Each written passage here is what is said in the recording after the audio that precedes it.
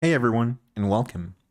In today's tutorial, we're going to walk through how to fill out a provisioning form step by step. These forms are basically quotes that your account executives from the sales team sends you. Once you review and accept them, they become part of your provisioning process. So let's jump right in. So once you click accept on your quote, you'll land on this provisioning form. So we'll start here under account info. All right. So first we'll enter a company name, up to 50 characters. Then select your extension length.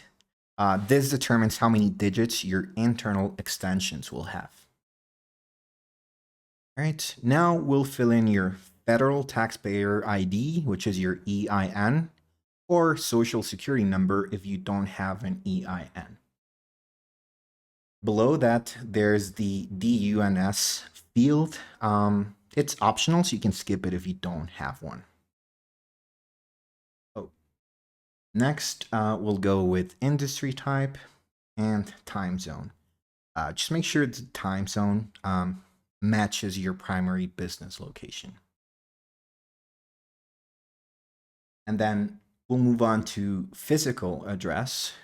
So we'll enter your location name, street address, city, state, country, and zip code. Pretty standard. Now, if your mailing address is the same, just check the box that says same as physical address right here.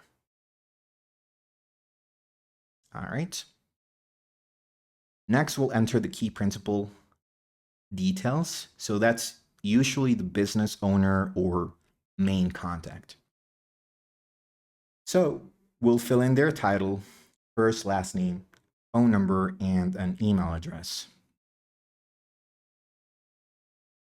Now we'll move on to majority owners. This section often causes some confusion. So if the principal and majority owner are the same person, you can just check the same as principal to copy the information automatically.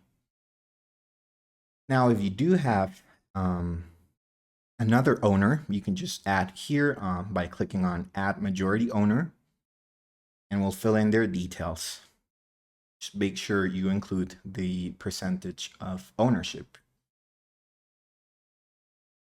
All right, then we have Compliance Administrator.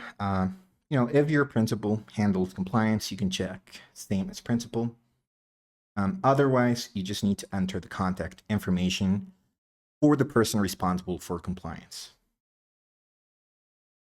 And then below that, you'll find the account admins section.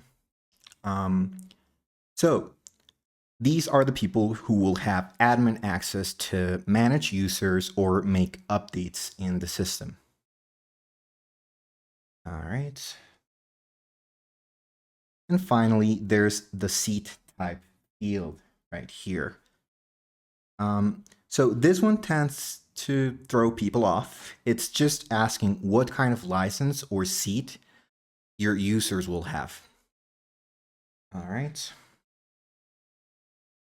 And then before moving on, make sure to click on Save as Draft at the bottom of the page, just to make sure that you don't lose any information if there's a need to come back later. Next step is payment. So at the top, you'll notice a quick note.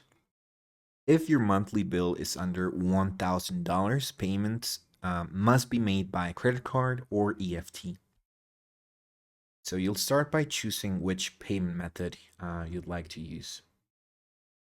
If we go with credit card, this option will open a secure link where you can enter your card information. Pretty standard. And then for EFT options, we just need to fill in the name on account, bank name, routing number, and account number. So both options are safe and standard. So go with whichever works best for your business. And once you finish your payment section, scroll down To the last field, it says, how did you hear about PanTerra? You can type a short response here. We could do like referral, online search, trade show, something like that. And once everything looks good, we'll click on finish to submit your provisioning form, just like so. And that's it. You've successfully filled out your provisioning form.